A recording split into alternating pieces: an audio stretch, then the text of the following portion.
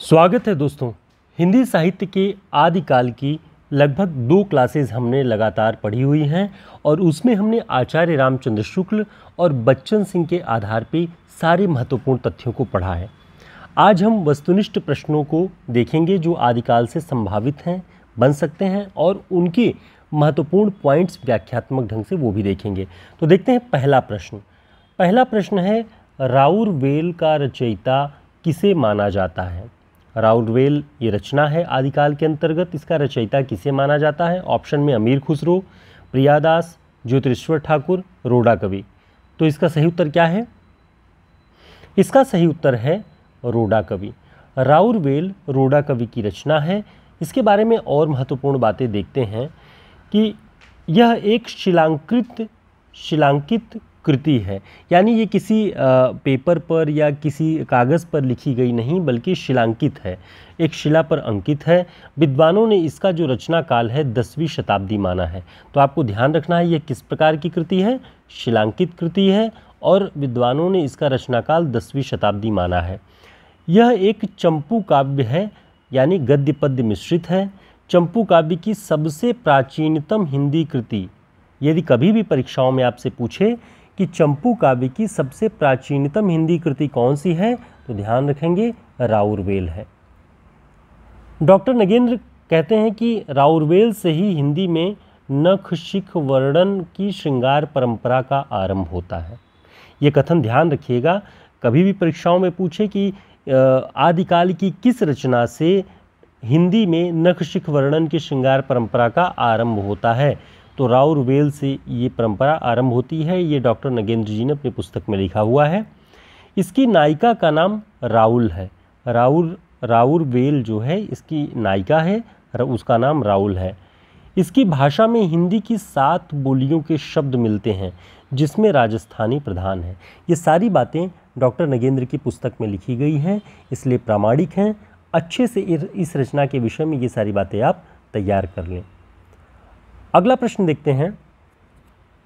अगला प्रश्न है हिंदी साहित्य के आदिकाल की गद्य रचना, ध्यान रखेंगे गद्य रचना उक्त व्यक्ति प्रकरण, इसका रचना काल क्या है। तो यहीं से सबसे पहला पॉइंट आप ध्यान रख लीजिएगा कि उक्त व्यक्ति प्रकरण जो है वो आदिकाल के अंतर्गत गद्य रचना की श्रेणी में आती है। इसीलिए गद्य पद्य मिश्रित चंपू काव्य वगैरह भी जो हम वर्णन कर रहे हैं वो सारी चीज़ें हैं। तो उक्त व्यक्ति प्रकरण का रचना काल क्या है? ऑप्शन में है 10वीं शताब्दी, 11वीं शताब्दी, 12वीं शताब्दी, 13वीं शताब्दी। तो इसका जो सही उत्तर है वह है 12वीं शताब्दी। उक्त व्यक्ति प्रकरण का जो रचना काल है वो 12वीं शताब्दी है आदिकाल के अंतर्गत। अब इसके विषय में महत्वपूर्ण पॉइंट्स देखते हैं। ये सारे तथ्य नगेंद्र जी की पुस्तक से हैं। इसके रचयिता पंडित दामोदर शर्मा थे। उक्त व्यक्ति प्रकरण के रचयिता कौन है? दामोदर शर्मा। पंडित दामोदर शर्मा महाराज गोविंद सेन के सभा पंडित थे। कई बार पूछा जा चुका है और संभावना भी है कि दामोदर शर्मा किसके राजसभा पंडित थे, तो महाराज गोविंद सेन के सभा पंडित थे। अब गोविंद सेन का समय क्या था? तो नगेंद्र जी की पुस्तक में बताया गया है कि सन 1154 ईस्वी, यानी 12वीं शताब्दी का उत्तरार्ध, तो इससे इसका समय 12वीं शताब्दी उन्होंने माना हुआ है। ठीक है, तो गोविंद सेन का शासनकाल 1154 है, उस आधार पे 12वीं शताब्दी उक्त व्यक्ति प्रकरण का रचना काल है। हजारी प्रसाद द्विवेदी जी इस रचना के विषय में लिखते हैं कि इस ग्रंथ से बनारस और उसके आसपास के प्रदेशों की संस्कृति और भाषा की अच्छी जानकारी मिलती है। इससे गद्य और पद्य की शैलियों में तत्सम शब्दावली के बढ़ते प्रयोग को समझा जा सकता है। इस रचना के माध्यम से इतनी जानकारियां आप तैयार कर सकते हैं जो कि नगेंद्र जी की पुस्तक में लिखी गई है। दोस्तों, हमारा हिंदी साहित्य का शॉर्ट नोट्स और ये 1000 प्रश्नों का जो प्रैक्टिस सेट है, ये EMRS की परीक्षा जो संभावित हो चुकी है, जब भी हो जाए आ चुकी है, इसके नोटिफिकेशन आ चुके हैं। TGT PGT की परीक्षा, UPLT, GIC, GDC सभी परीक्षाओं में हमारा हिंदी साहित्य का शॉर्ट नोट्स आचार्य रामचंद्र शुक्ल, बच्चन सिंह और नगेंद्र की पुस्तक के तथ्यों पर आधारित है। इसलिए ये बहुत उपयोगी है। आप सभी आगामी सभी परीक्षाओं के लिए इस पुस्तक का अध्ययन कर सकते हैं अपने पास रख के। हमारे WhatsApp नंबर पर संपर्क करके आप इसे ऑर्डर कर सकते हैं। आगे देखते हैं हम अगला प्रश्न है, आदिकाल के निम्न कवियों में से कौन मैथिल कवि था? नाम कौन कौन से हैं? रोडा कवि, अमीर खुसरो, ज्योतिरीश्वर ठाकुर, पंडित दामोदर शर्मा। तो इसका सही उत्तर क्या है? इसका जो सही उत्तर है ज्योतिरीश्वर ठाकुर। आदिकाल के निम्न कवियों में से कौन मैथिल कवि था? ज्योतिरीश्वर ठाकुर का नाम ध्यान रखना है। आदिकाल में ही विद्यापति भी आते हैं जिन्हें मैथिल कोकिल कहा जाता है। तो दो कवि हैं, दो रचनाकार हैं आदिकाल के अंतर्गत जो मिथिला से थे, उनके नाम आपको ध्यान रखना है। तो यहाँ पे विद्यापति का नाम नहीं दिया है, तो ज्योतिरीश्वर ठाकुर को आपको ध्यान रखना है। अब इनके विषय में कुछ महत्वपूर्ण बातें और जान लेते हैं। मैथिल हिंदी में रचित यह पुस्तक डॉक्टर सुनीति कुमार चटर्जी और पंडित बबुआ मिश्र के संपादन में बंगाल एशियाटिक सोसाइटी से प्रकाशित हो चुकी है। ठीक है, और वो पुस्तक कौन सी है? ज्योतिरीश्वर ठाकुर की वर्ण रत्नाकर। ये पुस्तक सुनीति कुमार चटर्जी और पंडित बबुआ मिश्र के संपादन में बंगाल एशियाटिक सोसाइटी से प्रकाशित हो चुकी है। तो इसे ध्यान रखेंगे। वर्ण रत्नाकर के विषय में भी आपको यहाँ से जानकारी मिल जाएगी। हजारी प्रसाद द्विवेदी जी वर्ण रत्नाकर और ज्योतिरीश्वर ठाकुर जी का समय 14वीं शताब्दी मानते हैं। तो इन रचनाकारों के विषय में, इनके रचनाकाल के विषय में भी आपको सटीक जानकारी तैयार कर लेना चाहिए कि ये 14वीं शताब्दी के रचनाकार थे। वर्ण रत्नाकर भी 14वीं शताब्दी का है। ज्योतिरीश्वर ठाकुर की भाषा में कवित्व, अलंकारिकता तथा शब्दों की तत्समता की प्रवृत्तियाँ मिलती हैं। दरअसल अभी तक जितनी भी रचनाओं और रचनाकारों के विषय में हम यहाँ पर उल्लेख कर रहे हैं, ये सभी आदिकाल के अंतर्गत जो गद्य रचनाएं मिलती हैं, जो गद्य पद्य मिश्रित रचनाएं मिलती हैं, जिनसे हिंदी गद्य, हिंदी भाषा का एक परिनिष्ठित रूप धीरे धीरे विकसित हो रहा था, उसके चिन्ह आपको इन सारी रचनाओं में दिखाई देंगे। इसलिए बार बार यहाँ पे कहा जा रहा है कि शब्दों की तत्समता की प्रवृत्तियाँ मिलती हैं, भाषा में कवित्व और अलंकारिकता दिखाई पड़ता है। ये सारी बातें इन सब रचनाओं के विषय में आपको दिखेंगी। अगला प्रश्न देखते हैं। अगला प्रश्न है, शैव सर्वस्व सार, इसके रचयिता कौन है? ऑप्शन रामानंद, श्री रामानुजाचार्य, विद्यापति, पंडित दामोदर शर्मा। तो शैव सर्वस्व सार के रचयिता कौन है? तो इसका जो सही उत्तर है वह है विद्यापति। विद्यापति की रचना है शैव सर्वस्व सार, पुरुष परीक्षा, विद्यापति की पदावली। ये सारी चीज़ें विद्यापति की हैं, इसे अच्छे से ध्यान रख लेंगे। इसके साथ ही विद्यापति के विषय में कुछ और महत्वपूर्ण बातें देख लेते हैं कि विद्यापति का जो जीवन काल है वो 1360। बच्चन सिंह क्या करते हैं कि विद्यापति का जीवन काल 1360 से 1448 ईस्वी तक मानते हैं। तो सबसे पहले यही नोट कर लीजिएगा। विद्यापति का शुक्ल जी की पुस्तक में संभवतः एग्जैक्ट नहीं बताया हुआ है, तो 1360 बच्चन सिंह बताते हैं, तो इसे ध्यान रखेंगे। इस तरह से 14वीं शताब्दी ठहरती है। बच्चन सिंह ने आदिकाल में विद्यापति, अमीर खुसरो, मुल्ला दाऊद को हिंदी का जातीय कवि कहा है।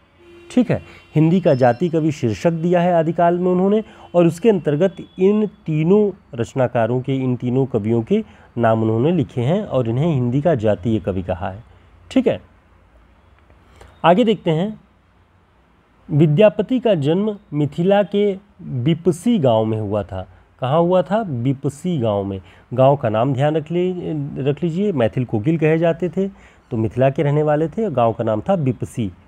बच्चन सिंह लिखते हैं कि अपभ्रंश और मैथिली के तो वे श्रेष्ठ कवि थे। तो हम सभी मैथिल कोकिल के रूप में विद्यापति को जानते हैं, लेकिन उसके साथ ये भी ध्यान रखना है कि अपभ्रंश के भी श्रेष्ठ कवि मान रहे हैं बच्चन सिंह विद्यापति को। तो अपभ्रंश और मैथिली के श्रेष्ठ कवि थे विद्यापति। आगे बच्चन सिंह लिखते हैं कि देश भाषा में पहली रचना विद्यापति की पदावली है, अतः हिंदी के पहले कवि विद्यापति ही ठहरते हैं। आप सभी ने कई जगह पे पढ़ा होगा कि बच्चन सिंह हिंदी का पहला कवि किसे मानते हैं, तो बच्चन सिंह हिंदी का पहला कवि विद्यापति को ही मानते हैं। क्यों मानते हैं? उसका कारण पहली लाइन में है कि देश भाषा में लिखी पहली रचना विद्यापति की पदावली है, अतः हिंदी के पहले कवि विद्यापति ही ठहरते हैं। आगे देखते हैं। विद्यापति श्रृंगार के सिद्ध वाक कवि हैं?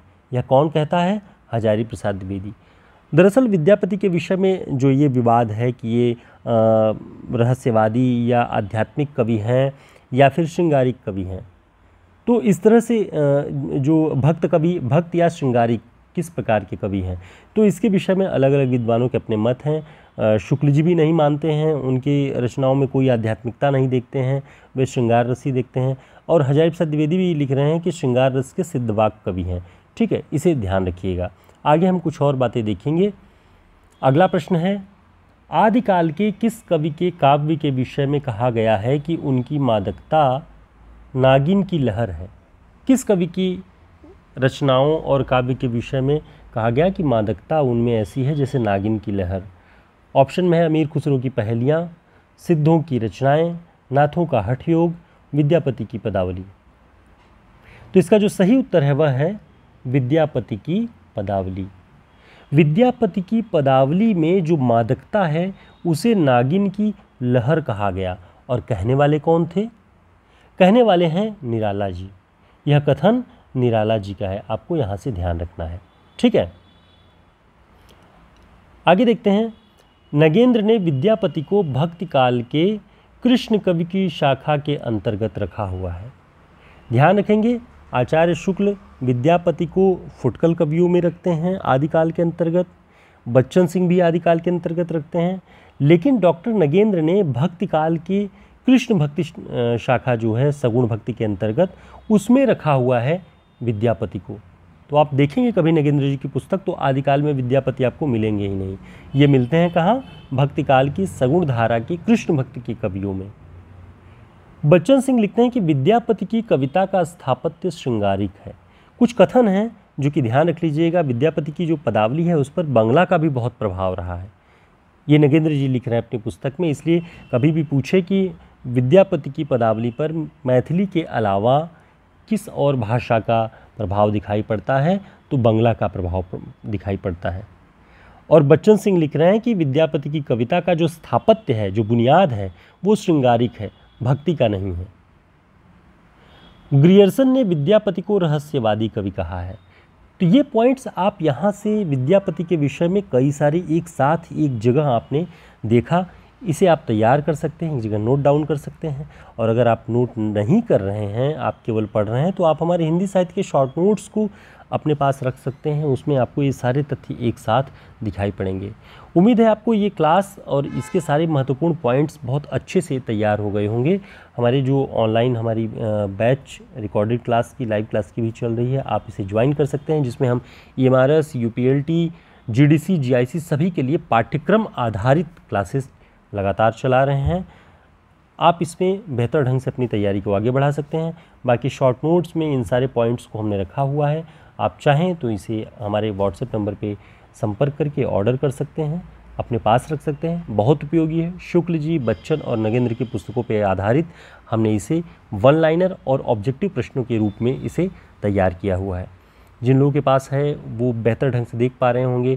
बहुत सारी कमियां भी थी, लेकिन हमने उसे समय के साथ बहुत इसमें सुधार किया हुआ है। बहुत अच्छे प्रश्नों का कलेक्शन और अच्छे रचनाकारों का इसमें जितने भी वन लाइनर है वो सब कुछ कलेक्शन आपको दिखाई पड़ेगा। फिर मिलते हैं एक नई क्लास में, तब तक के लिए नमस्कार, शुभकामनाएं।